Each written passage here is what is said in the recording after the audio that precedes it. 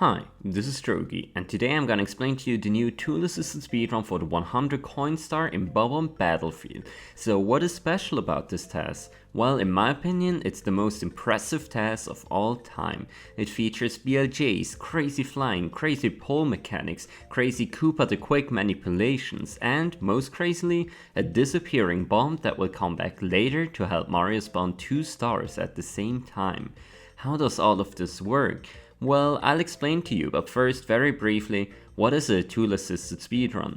Well, a tool-assisted speedrunner advances the game frame by frame, makes hundreds of save states and corrects every little detail that, when played in real time later, results in perfect gameplay that no human could ever copy.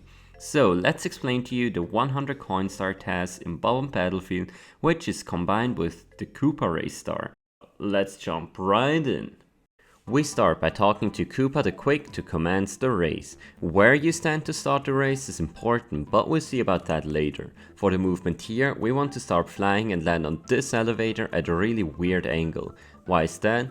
Well, you might know from 120 star speedruns that in some areas we want to land from flying in a certain way. We like to say that Mario's flying angle gets stored once you land, and the next time you fly, Mario will snap to that angle again, which could mess up his flying path. It's a bit more sophisticated than just saying the angle gets stored though, so let's talk about yaw, pitch and roll. Those are the 3 directions in 3D space a flying object can rotate. The way that Mario turns while flying is determined by yaw and pitch, basically by how far up down and left right he is facing.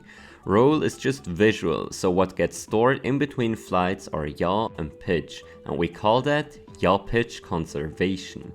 So when we land Mario on the elevator, we want to be at this exact angle. You'll see why. So we want to finish the Koopa race as quickly as possible. That's why we want to fly up the mountain and reach the finish flag as soon as possible. On the elevator, we start a BLJ, building up speed with backward long jumps that land immediately. We now approach this tree right here. Why? Well, Mario can't fly with high speed if he starts flying when moving backwards. So we need to somehow convert Mario's backward speed into positive speed. And trees can actually help us with that. When Mario grabs a pole with negative speed when climbing down and landing on the floor, if we press Z and C up on the same frame, we can convert the negative speed towards the direction we are now aiming at. But grabbing a tree is kind of slow, right? So what we want to do is a so-called instant tree grab. This works if we approach a tree from below. How do we do that? The answer is with a lot of speed. When he's really fast, Mario's vector for his next intended position will point under the tree, and in this case also a bit sideways. Mario will first snap under the tree laterally and then snap a bit up, which perfectly places him on the floor and skips the tree grab animation. We redirect the speed to start a triple jump, and now the yaw pitch conservation comes into play. We start the flight and instantly shoot towards the end of the race and finish it in a record time of 12.73. Now that the race is finished, the Koopa's average speed will double, hence why a quick finish was so important. Okay, so for this task we want to combine the 100 coin star of the stage with the Koopa race star. That is because we'll have to wait for quite a while until the Koopa the Quick finishes his race. We use that time to collect 100 coins quickly and return before the Koopa finishes. And for that, we use a few more tricks. Another BLJ here to reach the pose, and for some reason the coins burst out. But you have to run around the pose to make them spawn, right? No, not really. What's important is that Mario moves around the very center of the pose 3 times. This was found by Japanese tester Eru in 2016, and with really precise movement we can collect the coins from these poles, and thanks to the well manipulated RNG, we collect the coins quite quickly and approach the next part of the run, where we perform a magic trick and make the bomb disappear to make it reappear later. But first, who finds out that kind of stuff? Who's the mastermind behind this? Well, it's the whole task community with all their contributors. To this task specifically, the following testers contributed with ideas, inputs, calculations, and so on. Chrysalith, 50 Spence, Isaac A, Dylan Stish, the Japanese Taser Collective Rum, as well as Pun and Cook 2012, Manama, Galumba, and of course Plush, who wrote a ton of detailed explanations for me so that I can make this video for you guys. Okay, so the bomb disappears, and this is done with a glitch we call instant release. And to explain why we do an instant release, we need some more background information. In fact, 5 pieces of information. 1. The hold. Firstly, I'll explain what hold means. It stands for held object's last position, and that's a coordinate in 3D space which is right where Mario is holding an object, or held it the last time. So if Mario stood here with the cork box, the hold is where the box is, which is in his hands. If he threw it here, the hold coordinates would stay in that place until Mario will pick up another object somewhere else, which updates the hold and moves it there. In case of the 120 star test, this star right here is part of. The hold is on top of the mountain where we fought King Bob-Omb a bit earlier. Next we need to talk about the hold properties. So now, to let go of a bomb we have 2 methods. We either throw it, which makes the bomb be thrown from the hold coordinates. Which makes sense because that's where we were holding it, so that's where it should fly from. Okay, but we can also drop an object, for example by crouching. It will also be released at the hold coordinates, but a small and important difference is it will be released at Mario's height position, which is at his feet, and only move to the hold coordinates laterally. Okay, up next, the instant release. By grabbing the bomb with a dive and bonking on the same frame, we performed a trick called instant release. We basically drop the bomb at the exact same frame we grab it, and that's important because we weren't actually holding the bomb, so the hold couldn't update. But we dropped the bomb, and we know that it will now snap to the hold coordinates, but only laterally and at Mario's height. You remember, the hold is where we fought King Bob-Omb, so here's the hold. Here is where the bomb will snap, which is out of bounds. Sounds bad, but everything is going just as planned. So the game has a fail-safe mechanism implemented for when an object snaps out of bounds somehow. It snaps to Mario's coordinates instead. So the bomb will just snap back to where Mario was, right? No, not really, because bombs are very special beings. Point number 4. Bob-Omb properties. Bob-Ombs are not existent in this game. At least as long as Mario is too far away from them. Sounds kinda like the work by Jean-Paul Sartre, but how it works is, if Mario is more than 4000 units away from a bomb, it will not activate, and thus not really exist. If Mario gets within the radius of 4000 units of the bomb, it will activate. So the bomb is now out of bounds until we reach the sphere with a 4000 units radius. 1 unit is basically, if you will, 1 centimeter. So 4000 units are around 40 meters, 131 feet, which is this sphere right here. Once we enter the sphere, the bomb will activate again and snap to Mario's position due to the fail-safe mechanism. And now the actual reason what we do all of this for? 5. The double star spawn. So if Mario collects a red coin as his 100th coin, the 2 stars will spawn right after each other, as usual. But if Mario happens to make the 100 coin star spawn exactly 5 frames after collecting the 8th red coin, the star cutscenes will overlap. How? I'm smiling. Well, the red coin star spawns 5 frames after collecting the 8th red. The 100 coin star spawns instantly once you collect the 100th coin. If you happen to make another star spawn on the exact same frame, the star spawn cutscenes will overlap, saving us a few precious seconds. We want to do that on this task as well, but this time it's the Koopa star and 100 coin star spawning at the same time. Let's recap how we approach this. The held object's last position is located on top of the mountain. We now grab the bomb and drop it. Drop it, not throw it, on the same frame. The hold does not update, thus the bomb gets sent laterally to the hold, which is inside the mountain.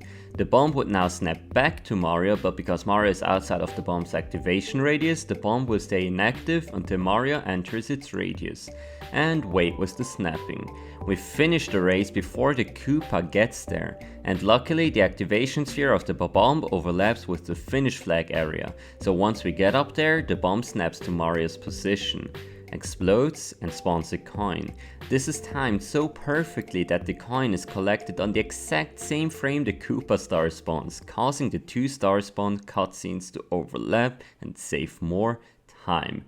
Okay, that task was absolutely crazy, right? Wait! There's actually even more to it. This star was optimized even further. How? Well, there are 3 more aspects that I want to talk about, but first, please subscribe to my channel for more SM64 and Nintendo 64 related content. I appreciate it. Okay, where can we find more optimizations?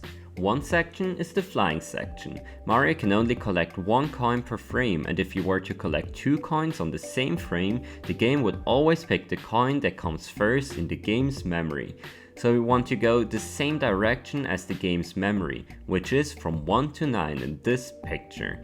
We can basically draw a path from 1 to 9, which I call the memory path.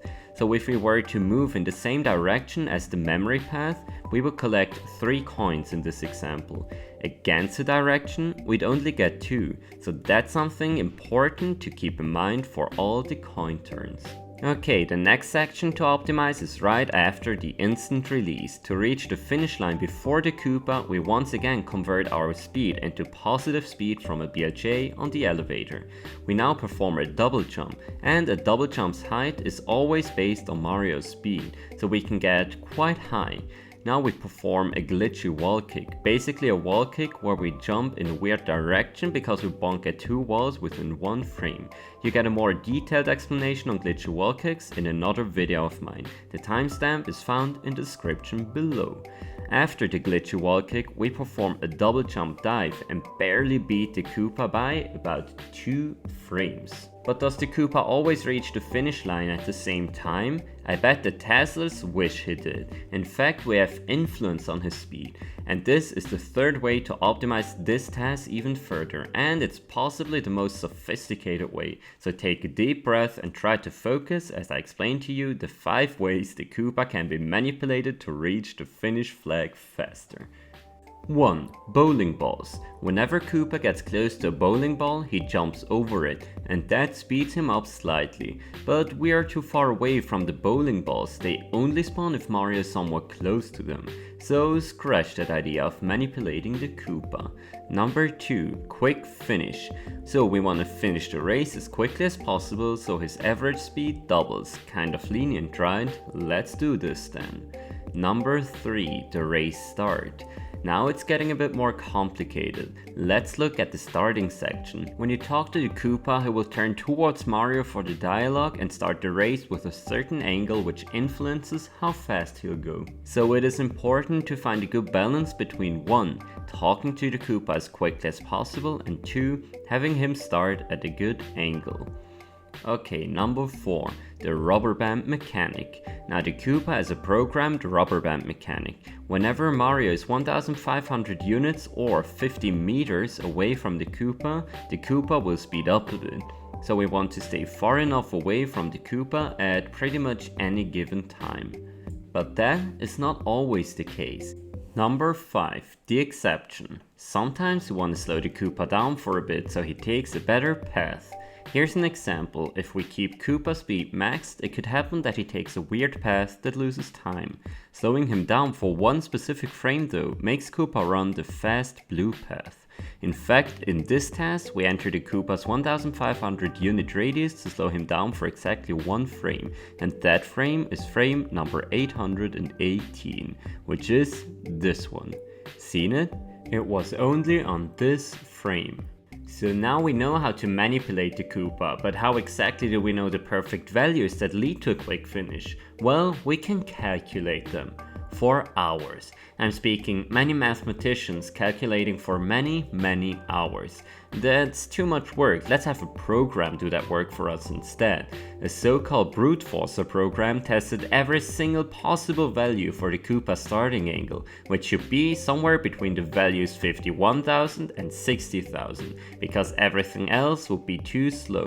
The finish time could theoretically be higher than the fastest possible time of 12.73, because maybe it would slow the Koopa down as well in a way that he reaches a checkpoint faster. So the brute forcer, which is basically a calculation robot, tested all racing times higher than 12.73 and the possible starting angles, while keeping the frame 818 manipulation in mind, and by checking the exact time the Koopa finishes the race with all the different values, the optimal values were found by the brute forcer, 59,744, and in fact the fastest possible race time of 12.73. This will mean the Koopa optimally finishes the race at frame 1805. By the way, the brute forcer also made sure that the Koopa would stay in a position so that Mario could grab the star at the end without losing time, because the lateral distance between the Koopa and the star he gives had to be 450 units or lower for that.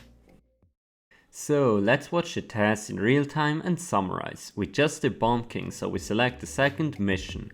First, we talk to the Koopa in the angle that the brute forcer suggested to us, the ideal balance between talking to him quickly and having him run at a favorable path. We then go on to collect a few coins and start flying to perform a yell pitch conservation. BLJ and instant tree grab for a speed redirection to finish the race after 12.73 seconds. We now keep on flying and collect the coins here in the same direction as the memory path, so we can collect enough on time so we can catch the bus. The bus being the elevator cycle we want to reach at the very end so that we can beat the Koopa the Quick just in time despite him being manipulated. There was frame 818 where we entered the 1500 units radius of the Koopa to slow him down for one frame. Now we start our descent as we collect some more coins and perform a BLJ to use the super precise aero technique to make the coins spawn really quickly. Due to great RNG manipulation, we can collect enough coins and keep on moving. One more aero strat on the pole here and we can perform the instant release and still make the bus just on time thanks to all our optimizations. Speed redirection and glitchy wall kick to beat the Koopa. We enter the bomb's radius so it snaps to Mario and provides us the coin the same frame as the Koopa spawns us the star. And Mario doesn't even have to move to collect the 2 stars thanks to the perfectly manipulated lateral distance between Koopa and the Koopa star. Wow, wasn't that crazy? Honestly, in my opinion, this is one of the greatest achievements in SM64 or speedrunning history in general, as it just summarizes the dedication and the brainpower of a whole community within a mere 1 minute and 18 seconds of pure genius gameplay. And it wasn't even just the stuff I talked about in this video. There's so many more small things like an arrow drop or a CL backflip, stuff that was found and perfected over the course of many years with the help of many smart people. One of the biggest achievements in SM64 speedrunning history. Do you agree with me? Please let me know your opinion on this on the comments below. I am very interested in reading them.